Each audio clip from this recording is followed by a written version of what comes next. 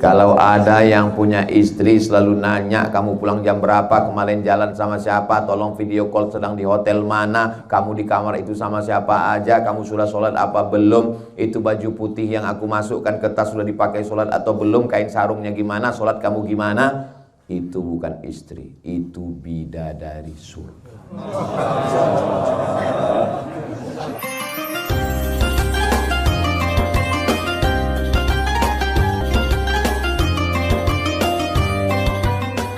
Amal ini sebetulnya berapa sih Pak Ustadz? Amal badan, sholat, tegak, ruku, sujud, tawaf, sa'i, lontar jumroh, ikut membangun masjid, tenaga, berkeringat, jihad, itu amal badan. Lagi? Amal lisan, subhanallah walhamdulillah wa la ilaha illallah wallahu akbar, subhanallah wa bihamdihi subhanallahil azim, la ilaha illallah muhammadur rasulullah, la ilaha illallahul malikul haqqul mubin, muhammadur rasulullah shadiqul wa'lil amin, bismillahirrahmanirrahim, yasin wal qur'anil hakim. Itu namanya amal lisan. Amal lagi, apa lagi Pak Ustadz? Amal harta, zakat, wakaf, infak, sedekah, wasiat, hibah, ghanimah, bangun masjid, panti jompo, anak yatim, fakir miskin, janda-janda, yang tua-tua. Ini jamaah ini mesti detail, kalau enggak mereka ini bisa menjelaskan dengan penjelasannya sendiri yang sangat menyesatkan. Amal badan udah Pak Ustadz? Udah.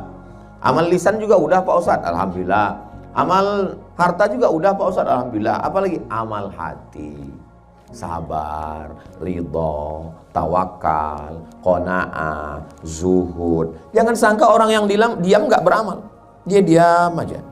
Ente kok nggak beramal? Aku sedang beramal. Amalmu apa? Amalku sabar. Menghadapi apa? Menghadapi kau. Yang dari tadi nanya terus. Untung jendela ini nggak ada terbuka. Enggak, aku campakkan kau ke bawah. Jadi semuanya beramal. Ada orang yang amal harta dia berat. Saya Pak Ustadz sedekah berat. Tapi kalau amal hati insya Allah, saya ini orang yang sabar Pak Ustadz. Kamu sabar ngadapi siapa? Ngadapi istri di rumah Pak Ustadz. Suami yang sabar. Cuman kadang beda-beda tipis antara sabar dengan takut. Tapi kalau dilihat ini dari tatapan matanya, ini suami-suami yang sabar, bukan yang takut. Tapi nggak tahu juga ya. Kalau ada suami yang ditelepon video call bentar-bentar, miss call, kamu sedang di mana, pulang jam berapa, gaji mana, tunjangan mana, kunci motor mana, itu dia tetap sabar, itu pahalanya besar sekali. Unlimited edition. Coba cek di handphonenya, kira-kira siapa nama istri. Pas dicek, security syariah.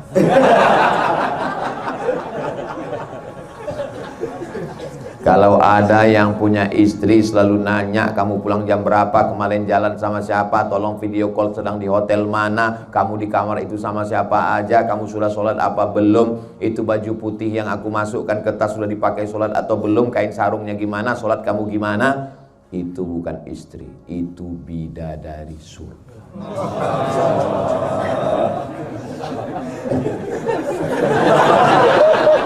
Pulang dari sini, panggil dia, oh my angel, kau malaikat penyelamat, kau adalah bidadariku.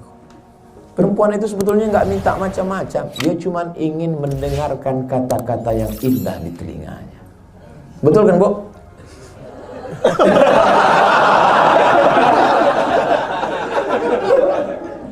Perempuan itu tidak ingat substansi kalimat yang disampaikan laki-laki. Yang diingatnya hanyalah kata yang dipilih oleh laki-laki. Makanya jangan pernah memilih kata yang tidak baik. Nabi, dia tidak panggil dia Aisyah. Yang dia panggil adalah pilihan kata yang sangat mengena ke telinga dan ke hatinya. Ya Humaira, wahai engkau yang kulitnya putih ketika terkena sinar matahari kemerah-merahan. Dan itu zaman sekarang banyak sekali korban skincare.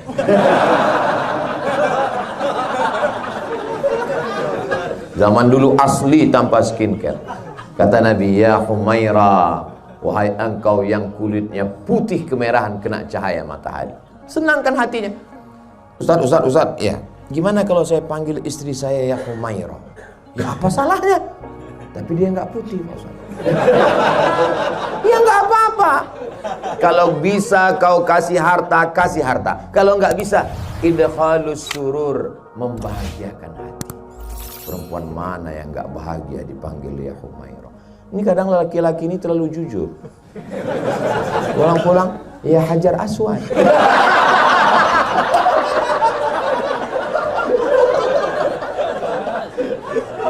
Pindah kuali itu ke ruang tamu. Kenapa kau bilang Hajar Aswad, muka kau hitam gitu. Jadi sampai mana tadi sih? Ada amal hati Hajar Aswad. Amal hati menyenangkan, membahagiakan orang, menyejukkan, menenangkan. Bro, aku tadi bro, aduh susah kali. Baru hijrah Ramadan ini, pulang kajian sendal hilang. Begitu ke parkir, helm hilang. Sabar, kawan kita, istrinya hilang. Tenangkan hatinya. Ini kadang kita bukannya menenangkan hati dengan lisan menenangkan hati, malah bro aku tadi sendal hilang, habis itu helm hilang. Tanda-tanda tuh. Kayaknya kalau kita balik ke kantor kau udah non-job ini. Apalah susahnya menyenangkan, membahagiakan hati orang lain. Idkhalus surur. Bisa engkau balas, man ahsana ilaikum, siapa yang berbuat baik kepada kamu, fakafi'uhu, balas. Fa illam tajidu, enggak bisa, doakan dia. Doa di depan dia, barakallahu laka fil mauhub wa syakartal wahib. Saya enggak bisa doakan dia Pak Ustadz. Kenapa? Saya yang daftarkan ia, saya yang support dia, saya yang ngasih dia semangat. Tapi pas wisuda, yang lain yang mendampingi Pak Ustadz. Mestinya aku yang di sana Pak Ustadz. Kenapa kau tidak husnuzon kepada Allah? Allah sudah menyiapkan untukmu yang lebih cantik, yang lebih tinggi, yang lebih putih, yang lebih kaya. Cuman belum kelihatan. Sulitkah bagi Allah? Innama amruhu idza arada syai'an ayyakula lahu kun fayakun. Jadi kalau kita hidup ini konsepnya husnuzon pada Allah, Masya Allah. Tapi Ustaz kan ngomong aja enak. Iya. Pas saya ngalami gelap juga dunia ini. Makanya naik level yang ketiga. Yang pertama ngaji, yang kedua diamalkan, yang ketiga ada partner, kawan, sahabat, guru, saudara yang bisa bersama dengan kita. Karena saat musibah itu datang, ayatnya terbang, hadisnya hilang. Meninggal Nabi Muhammad SAW. Datang Abu Bakar, datang Umar bin Khattab, sahabat yang paling hebat, juara bertahan pasar Ukas gulat setiap tahun. Umar bin Khattab, dia cabut pedang. Siapa yang berani mengatakan Nabi Muhammad mati, aku pancung kepalanya. Siapa yang berani? Terdiam semua. Datang Abu Bakar Siddiq membacakan ayat, wa ma Muhammadun illa rasul. Muhammad bukan Tuhan, dia hanya seorang rasul. Qad khalat min qablihi rusul. Sebelum dia ada rasul-rasul dan meninggal. Afa immata, kalau Muhammad SAW meninggal, au qutila, atau terbunuh, inqalabatum ala aqabikum, apakah kamu akan kembali kepada agama kamu yang lama? Jatuh pedang Umar bin Khattab, padahal Umar hafal Quran. Yang hafal Quran aja hilang saat musibah, apalagi cuma hafal juz amma.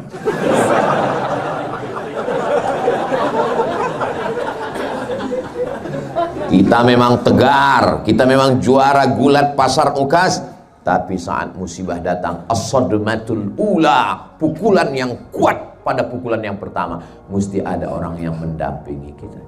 Kenapa Allah buat kita susah? Supaya kelihatan mana kawan, mana yang pura-pura jadi teman. Tapi saat kita susah, disitulah punya teman sejati.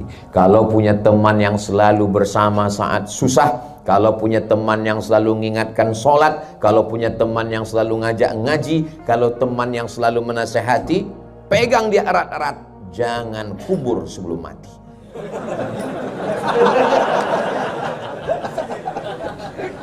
Alhamdulillah, saya punya sahabat-sahabat sejati, sahabat-sahabat yang ketika saya dalam kesulitan, kesusahan, mereka selalu hadir bersama saya. Nama nggak boleh sebut, menjaga kode etik jurnalistik.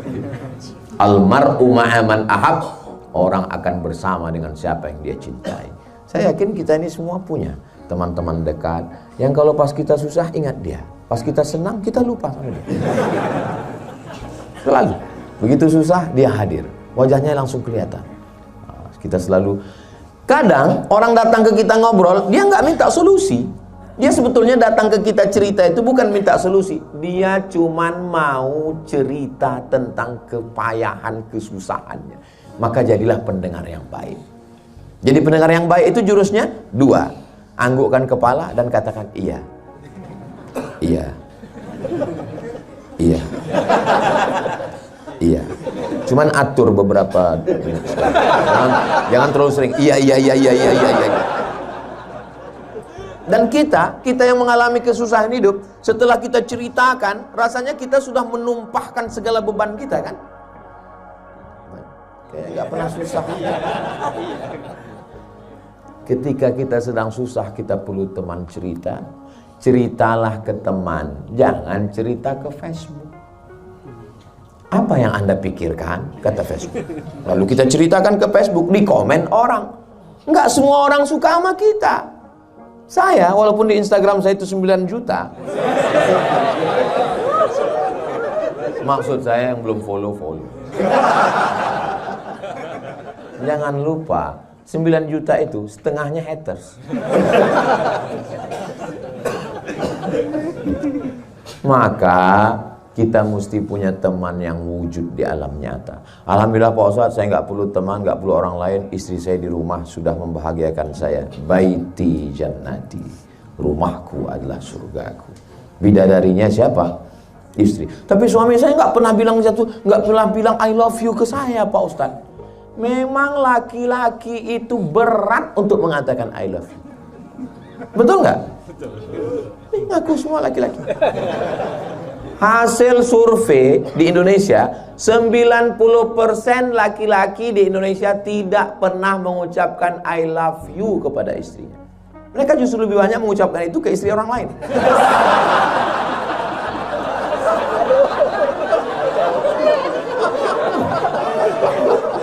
Kecuali yang di XL. Di sini ini orangnya.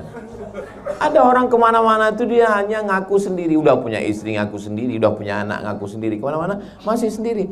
Ya kalau di luar rumah sendiri. Tapi kalau orang XL enggak, kenapa? Karena dia selalu berdua.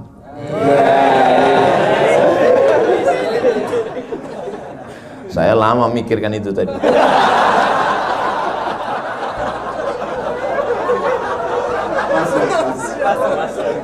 Ngaji, habis ngaji amalkan, tapi jangan kepedean, mesti ada teman.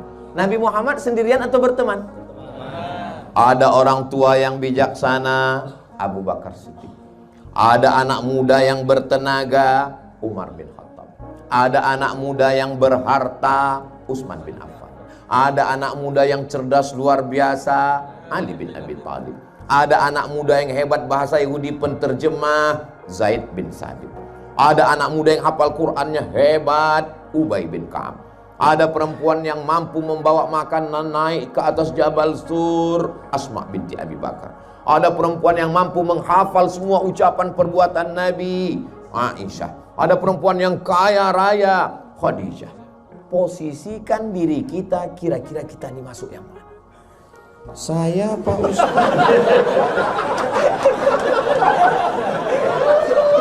Coba kita renung-renung ya.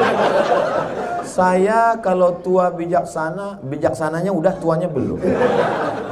Kalau anak muda yang berharta, anak mudanya udah, hartanya belum. Pak Ustadz, setelah saya pikir-pikir saya nggak masuk satu pun. Kalau begitu besar kemungkinan kau Abu Lahab.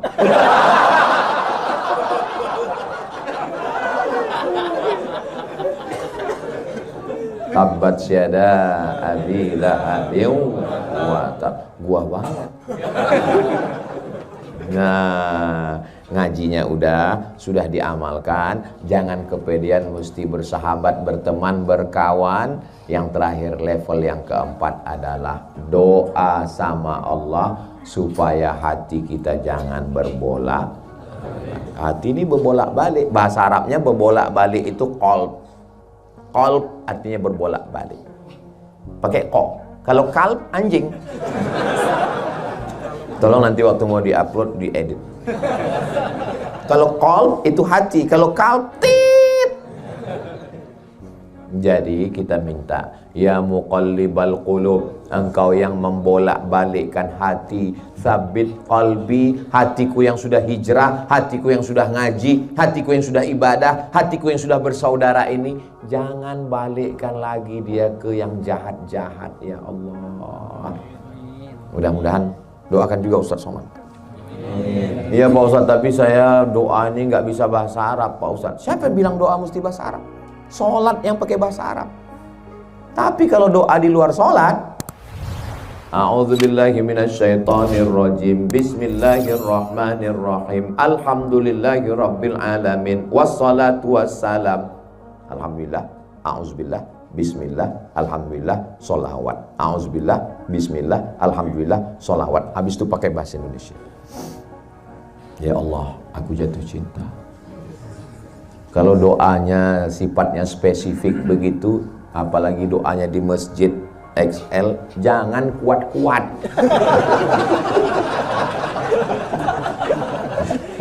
Takutnya kita jatuh cinta ke orang yang sama. Dengar sama orang di sebelah. Jadi kita tuh berdoa itu jangan terlalu detail. Aku mau beli tanah 25 meter kali 30, sebelah kanan jalan layang, sebelah kiri dekat Pak RT.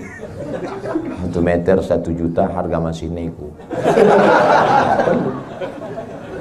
Dan nggak perlu. Ini kadang orang ini ada berdoa terlalu umum.